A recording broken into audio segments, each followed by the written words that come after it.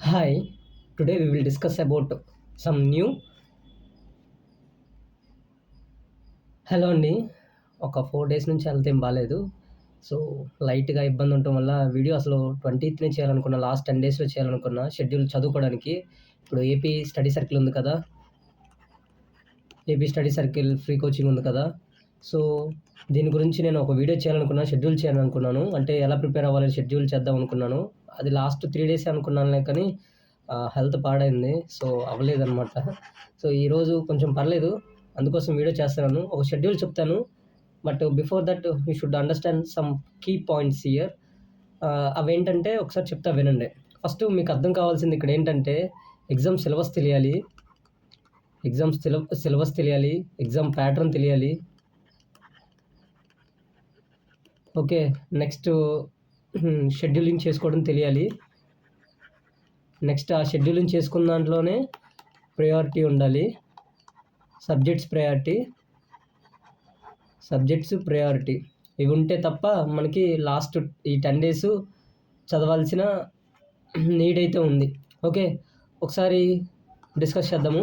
కొంచెం టైం ఇస్తే మనం సబ్జెక్ట్‌లోకి వెళ్దాము. ఇక్కడ విషయం ఏంటంటే ముందుగా మనం అనుకున్నది ఏంటంటే ఏమనుకున్నాం ఫస్ట్ మనం ఎగ్జామ్ సిలబస్. దానికంటే ముందు ఎగ్జామ్ ప్యాటర్న్ కూడా తెలియాలి. ఆ ఎగ్జామ్ ప్యాటర్న్ తెలిసే ముందు ఒక డార్క్ రియాలిటీ కూడా చెప్తాను వినండి. ఆ డార్క్ రియాలిటీ విన్న తర్వాత అప్పుడు మీరు ఎగ్జామ్ రాయాలా వద్దా అని డిసైడ్ చేద్దాము. బేసిక్‌గా మీరు అనుకుంటున్నట్టండి ఇక్కడ ఈ ఎగ్జామ్ అనేది అంత ఈజీ ఏం కాదు. ఇప్పుడు ఏపీ స్టడీ సర్కిల్ కండక్ట్ చేసే ఎగ్జాము అంత ఈజీ అయితే కాదు. ఎందుకు ఈజీ కాదంటే మీరు ఎప్పుడైనా మీరు యూపీఎస్‌సి పేపర్స్ చూసారనుకోండి, యూపీఎస్‌సి ప్రిలిమ్స్ పేపర్ చూసారనుకోండి, క్వెషన్స్ చూడండి ఏ విధంగా ఉంటాయో. సో, మోస్ట్‌లీ మీకు ఒకసారి, 2 సార్లు లేదా 1, 2 సార్లు కంటే ఎక్కువ రాసినా గానీ ప్రిలిమ్స్ మీకొక ఐడియా ఉంటది. కానీ ఇప్పుడే జస్ట్ స్టార్టింగ్ గ్రాడ్యుయేషన్ అయిపోయి ఇప్పుడే రాస్తున్నాను అనుకుంటే, సో, ఇట్ ఫీల్స్ డిఫికల్ట్ అనమాట. చాలా అంటే చాలా డిఫికల్ట్‌గా ఉంటది. అర్థమైందా? సో, ఇక్కడ ఇదే డార్క్ రియాలిటీ. ఈ డార్క్ రియాలిటీ ఏంటంటే మీరనుకుంటున్నట్టు ఏబీసీలు పెట్టొస్తా అంటే అవ్వదు. కానీ ఇక్కడ రియల్‌కి మామూలుగా ఏపీ స్టడీ సర్కిల్‌కి డిఫరెన్స్ ఏంటంటే, ఇక్కడ ఈ డిఫరెన్స్ ఏంటంటే, దీనికి నెగెటివ్ మార్కింగ్ ఉంది. దీనికి నెగెటివ్ మార్కింగ్ లేదు. అదే ఇంకా మీకు అదే ఒక బెనిఫిట్ అనమాట ఇప్పుడు రాసే వాళ్ళకి. సో, ఆ డార్క్ రియాలిటీ మీరు అర్థం చేసుకోండి. రిమైనింగ్ చూద్దాము. ఇంకా డార్క్ రియాలిటీ ఏంటంటే, మీరు అనుకుంటున్నట్టు జనరల్‌గా యూపీఎస్‌సి కండక్ట్ చేసేది 2 పేపర్‌లు ఉంటది కదా! ఇప్పుడు ఎగ్జామ్ ప్యాటర్న్ అనమాట ఇది. ఒకటి జీఎస్, రెండోది సీసాట్. ఓకే. ఇప్పుడు నేను రాసినప్పుడు పోయినసారి రాసినప్పుడు నాకిదొక్కటే కండక్ట్ చేశారు. అంటే లాస్ట్ టైమ్ బ్యాచ్‌కి ఇదొక్కటే కండక్ట్ చేశారు. కానీ ఈసారి సీసాట్ కూడా అరేంజ్ చేస్తున్నట్టున్నారు. దాంట్లో కూడా మనకి ఇచ్చిన నోటిఫికేషన్‌లో కూడా సీసాట్ అనేది పేరు మెన్షన్ చేశారు. అంటే ఇదెలా ఉంటదంటే మార్నింగ్ ఒక పేపర్ రాయాలి, ఈవినింగ్ ఇంకో పేపర్ రాయాలనమాట. ఇది 10-12 ఉంటది. ఇదేమో 2:30-4:30 ఉంటది. అది డిఫరెన్స్ అది. ఓకేనా? బట్ నెగెటివ్ మార్కింగ్ లేదు. దానికి యూపీఎస్‌సికను ఇప్పుడు ఏపీ స్టడీ సర్కిల్‌కి డిఫరెన్స్ అదే. ఓకే. దెన్ మనకి ఇప్పుడు సిలబస్ చూసుకుందాము. సిలబస్ చూసుకుంటే జనరల్‌గా సిలబస్ అనేది మనకి యూపీఎస్‌సి ప్రిలిమ్స్ లాగే ఉంటది. అంటే ఫస్టు మనకి ఆ సిలబస్ ఎలా ఉంటదంటే మామూలుగానే జీఎస్ సిలబస్ ఉంటది. అంటే పాలిటీ, హిస్టరీ, ఆ తర్వాత హిస్టరీ, ఎకానమీ, జియోగ్రఫీ ఇంకా current affair all the are same.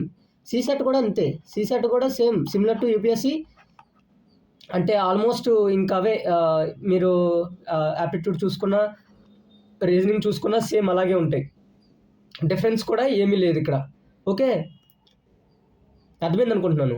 So, ఇప్పుడు షెడ్యూలింగ్ చేద్దాము. ఇప్పుడు షెడ్యూల్ చూద్దాము. So, first and foremost thing ప్రతి షెడ్యూల్ మనకున్నది ఎన్ని డేస్ అండి? మహా అయితే 8 డేస్. 8 డేస్‌లో ఆల్మోస్ట్ మీరు కవర్ చేయాల్సింది మోర్ దెన్ 7 సబ్జెక్ట్స్ అలా ఉంటాయి. సబ్జెక్ట్స్ కవర్ చేయాలి మనం. సో, ఇన్ని కవర్ చేయాలంటే ఒక షెడ్యూల్, ఒక ప్లాన్ ఉండాలి. అది కూడా మీకు చెప్తున్నాను. ఈ ప్లాన్ ఫాలో అవ్వాలనుకునే వాళ్ళు మినిమమ్, మినిమంలో మినిమమ్ మీరు అట్‌లీస్ట్ 10-12 అవర్స్ కూర్చొని చదవాలి. అంత ఓపిక ఉందంటేనే దీనికి ప్రొసీడ్ అవ్వండి, లేదంటే టైం వేస్ట్. ఈ 8 డేస్ కూడా మీరు ఏదో చదువుకోవాలనుకున్నది కూడా పోతాయి. మీరు ఒక్కసారి నమ్మండి. లాస్ట్ 10 టు మినిమం, ఇది మ్యాక్సిమం కూడా కాదు, అన్ని అవర్స్ చదివితే కానీ మేబీ అట్లీస్ట్ మనకు పేపర్ అన్న అర్థమైద్ది అనమాట, ఇప్పటివరకు ఏం చదవని వాళ్ళకి. ఓకే, లాస్ట్ 8 డేస్ అనేది చాలా అంటే చాలా ఇంపార్టెంట్. ఇది అందరూ మళ్ళీ ఒకసారి ఇక్కడ డిస్క్లైమర్ ఏంటంటే అండి, ఇది ఓన్లీ ఇప్పుడు మాత్రమే, అంటే ఫస్ట్ టైం యూపీఎస్సీ ప్రిలిమ్స్ రాయకుండా ఇప్పుడే ఫస్ట్ టైం రాస్తున్న వాళ్ళకి ఈ మ్యాటర్ అంతా. ఆల్మోస్ట్ ఇప్పుడు ఫర్ ఎగ్జాంపుల్ ఆల్రెడీ ప్రిలిమ్స్ రాశారనుకోండి, లాస్ట్ టైం కానీ అంతకుముందు యూపీఎస్సీ ప్రిలిమ్స్ రాశారనుకోండి, maybe there chances are very good, because వాళ్ళు చదవకపోయినా అట్మాస్ఫియర్ అనేది తెలుసు కాబట్టి పెద్దగా వర్రీ ఉండదు, ఎగ్జామ్ క్వశ్చన్ ప్యాటర్న్ కూడా తెలుస్తుంది. సో ఇప్పుడు వాళ్ళకి గురించి అంతకుముందు రాసిన వాళ్ళ గురించి వర్రీ అవ్వాల్సిన అవసరం లేదు. ఇప్పుడు కొత్తగా రాసే వాళ్ళకి నేను చెప్తున్నాను, అంటే ఈ షెడ్యూలింగ్ చేసుకోవాలి. ఓకే, ఇప్పుడు ఈ షెడ్యూల్ అనేది అందరికి ఉపయోగపడుతుంది. So first and foremost thing, మన షెడ్యూల్ చేసుకోవాలంటే ప్రయారిటీస్ ఉండాలన్నమాట, సబ్జెక్ట్ ప్రయారిటీస్ ఉండాలి. ఆ సబ్జెక్ట్ ప్రయారిటీస్లో ఫస్ట్ మనకు కావాల్సిన కొన్ని సబ్జెక్ట్స్ ఉంటాయి, దానికి అనుగుణంగా మనం చదువుకోవాలి. లేదంటే మనకి తెలిసిందే కదా, గుడ్డెల్లి చేలో పడ్డట్టు అంటారు కదా, గుడ్డెల్లి చేలో పడ్డట్టు అసలు ఏం చదువుతున్నావు, ఏం మేతమేస్తున్నావు కూడా తెలియదనమాట. సో దయచేసి ఒక ప్లాన్, ఒక పకడ్బందీగా వెళ్తాం బెటర్. లేదంటే మీరు చదివింది వేస్ట్ అవుద్ది, ఎనర్జీ వేస్ట్ అవుద్ది, మెంటల్ హెల్త్ పాడవుద్ది అనమాట ఎగ్జామ్ గురించి. సో ఫస్ట్ కొన్ని సబ్జెక్టులు ప్రయారిటైజ్గా చేసుకుందాము. జనరల్గా ఇది అందరూ ప్రతి టాపర్లో నిర్ణయించుకునేదే. నేను కూడా ఇలాగా మనం చేసుకోవాలి, ప్రయారిటీస్ చేసుకుంటేనే కానీ మనకి ఏది ఎక్కువ ఫోకస్ చేయాలి, ఏది తక్కువ ఫోకస్ చేయాలి అనేది అర్థమైద్ది. సో ఫస్ట్ నా ప్రయారిటీ వచ్చేసరికి ఎప్పుడు పాలిటీ ఉంటుంది. పాలిటీలో ఆల్మోస్ట్ ఒక 20 క్వశ్చన్స్ ఈజీగా ఉంటాయి. ఆల్మోస్ట్ అంటే 15 to 20 క్వశ్చన్స్ ఉంటాయి. అంటే ఇప్పుడు ఈ ఏపీ స్టడీ సర్కిల్ వాళ్ళు కూడా కండక్ట్ చేసే దాంట్లో పాలిటీ ఎక్కువ ప్రయారిటీ ఇస్తారు. ఓకేనా. నెక్స్ట్ వచ్చేసరికి జియోగ్రఫీ ఉంటుంది. ఈ జియోగ్రఫీలో మీరు ఎక్కువ ఫోకస్ చేయాల్సింది గుర్తుపెట్టుకోండి, ఇండియన్ జియోగ్రఫీ ఉంటుంది, వరల్డ్ జియోగ్రఫీ ఉంటుంది. సో ఇది ఎక్కువ ఫోకస్ చేయండి, ఇది కొంచెం తగ్గించండి, ఇది ఎక్కువ ఫోకస్ చేయండి వరల్డ్ జియోగ్రఫీ. సో అప్పుడు దెన్ మనకి కొంచెమైనా ఒక ఐడియా వస్తుంది. ఓకే, ఇప్పుడు రివిజన్ చేయాల్సిన వాళ్ళు కూడా వరల్డ్ జియోగ్రఫీ ఎక్కువ రివిజన్ చేయండి. నెక్స్ట్ ఎకానమీకి వెళ్ళండి, అంతే. ఇప్పుడు పాలిటీ, జియోగ్రఫీ, ఎకానమీ, ఈ 4 సబ్జెక్టులు చూసుకోండి. ఈ 3 సబ్జెక్టులు చూసుకోండి, high priority. Then move to ఇప్పుడు హిస్టరీలోకి వెళ్దాము. హిస్టరీలో ఫోకస్ చేయాల్సిన ఏరియా ఏంటంటే మోడర్న్ హిస్టరీ కూడా ఎక్కడి నుంచి ఫోకస్ చేస్తారంటే 1857 రివోల్ట్ దగ్గర నుంచి ఫోకస్ చేయండి. అక్కడ నుంచి ఆల్మోస్ట్ 1947 వరకు చేయండి. దీంట్లో కూడా ఎక్కువ ఫోకస్ చేయాల్సిన ఏరియా కూడా ఉంది.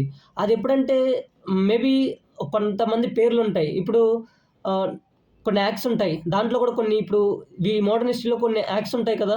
ఫర్ ఎగ్జాంపుల్ ఇప్పుడు 1773 రెగ్యులేషన్ యాక్ట్, తర్వాత 1784 పిట్స్ ఇండియా యాక్ట్, తర్వాత 1813 ఇది చార్టెడ్ యాక్ట్ అనమాట, తర్వాత 1833 ఇది చార్టెడ్ యాక్ట్, తర్వాత 1854 ఇది చార్టెడ్ యాక్ట్.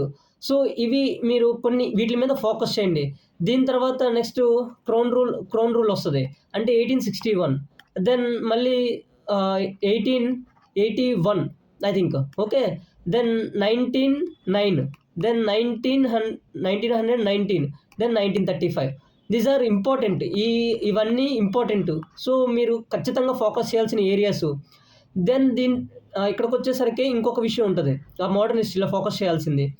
దాంట్లో ఇంకొకటి ఏంటంటే మళ్ళీ గుర్తుపెట్టుకోండి. సో ఎప్పుడైతే మనకి మోడరేట్స్ ఉంటారు, వాళ్ళు ఇంపార్టెంట్. ఎక్స్ట్రీమిస్ట్స్ ఉంటారు, అంటే మిలిటెంట్స్. ఓకే, దెన్ గాంధీయన్ ఎరా వస్తుంది. తర్వాత అతను చేసిన నాన్ కార్పొరేషన్ మూవ్మెంట్ ఉంటుంది, అంటే అతను చెప్పిన కొన్ని ఉంటాయి. ఐ మీన్ ఎలా అంటే గాంధీయన్ మూవ్మెంట్లో ఫర్ ఎగ్జాంపుల్ చంపారణ్ మూవ్మెంట్ ఉంటుంది, ఆ తర్వాత అహ్మదా మిల్ స్ట్రైక్ ఉంటుంది, ఆ తర్వాత ఇంకోటి చంపారణ్, అహ్మదాబాద్, ఇంకో సమ్ ఏదో ఉంది స్ట్రైక్, అహ్మదాబాద్ స్ట్రైక్, ఇంకోటి చంపారణ్, ఇంకొకటి ఏదో ఉంది సంథింగ్, అది గుర్తులేదు. సమ్ ఆర్తో Kheda. Okay, Champaran, Ahmedabad mill strike and Kheda movement. So these are important. Then non cooperation movement వస్తుంది, దెన్ మళ్ళీ ఆ నాన్ కార్పొరేషన్ చౌరీ చౌరా మూమెంట్తో ఆగిపోద్ది. దెన్ మనకి 1928 కొంత సమ్ డిఫరెన్స్ ఉంటుంది, అంటే ఐ మీన్ రివోల్ట్స్ వస్తారు, అంటే ఇక్కడ రిబిలియన్స్ వస్తారు, అంటే భగత్ సింగ్ వీళ్ళు వస్తారు, అది important. Then move to then move to ఎక్కడికి వెళ్ళిపోతారు డైరెక్ట్గా 1930 దండి మార్చ్, దెన్ 1935, దెన్ ఇంకా 1940 నుంచి 1947 వరకు ఇంపార్టెంట్ పీరియడ్స్. ఇవే మోడర్న్ హిస్టరీలో మీరు ఫోకస్ చేయాల్సిన ఏరియాస్. ఓకే, మీరు ఇది కనుక ఫోకస్ చేయండి ఆల్మోస్ట్ ఇంకా అయినట్టే. అంటే మీరు అనుకుంటారు అంతా చెప్పేసావు బ్రో, క్రోనాలజీ అంతా ఆర్డర్ చెప్పేసావు కదా, ఇంకేమేం చదవాలంటే మీరు ఫోకస్ చేయాల్సిన ఏరియాస్ దీంట్లో మధ్యలో చాలా లూప్ హోల్స్ ఉన్నాయి. సో మీరు అవన్నీ ఫోకస్ చేశారనుకోండి, సో టైం సరిపోదు మనకి. ఓకేనా? సో నేను చెప్పిన కొన్ని యాక్ట్స్ అనేది అట్లీస్ట్ చదువుకోండి, బేసిక్ ఐడియా అయితే రావాలి వీటి మీద. ఓకే, దెన్ ఇప్పుడు ఐదో ప్రయారిటీ వచ్చేసరికి ancient history.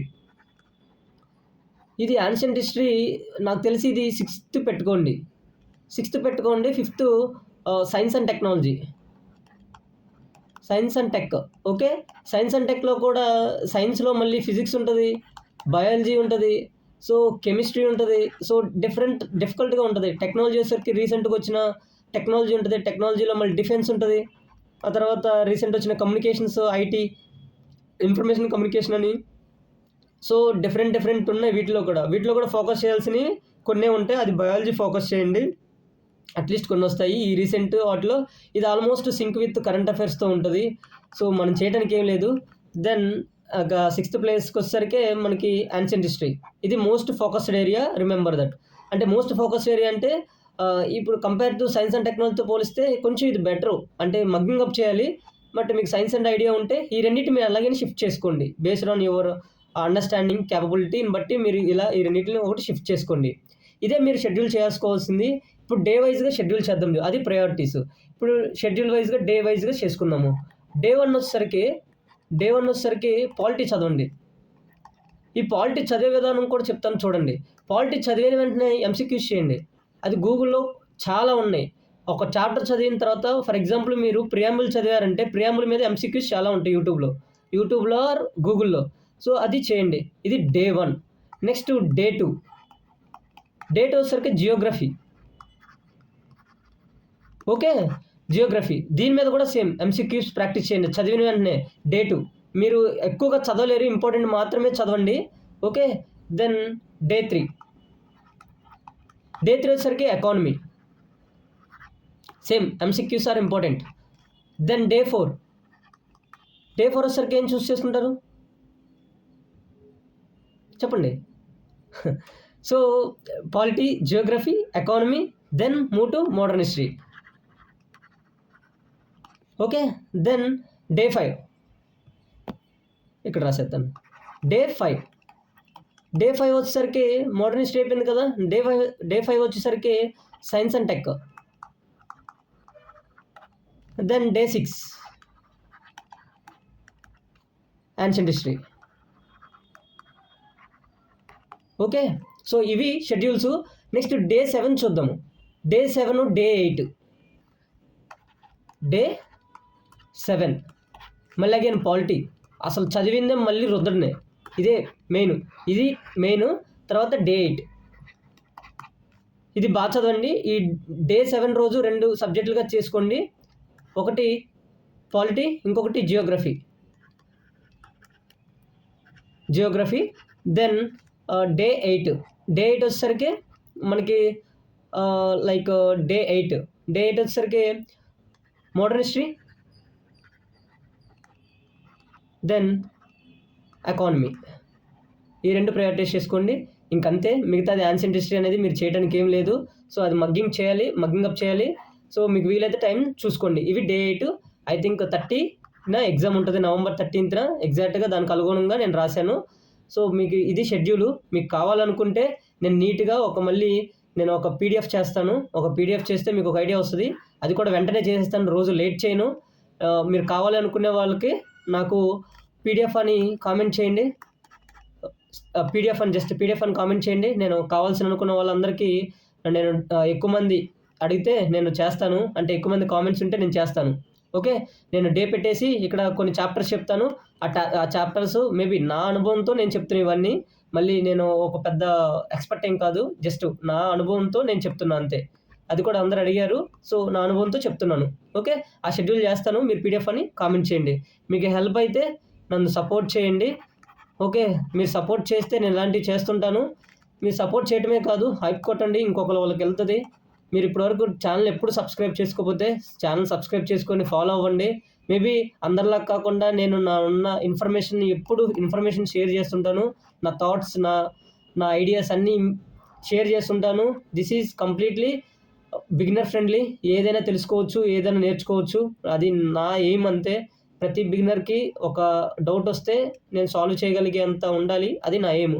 So please support and thank you so much for watching.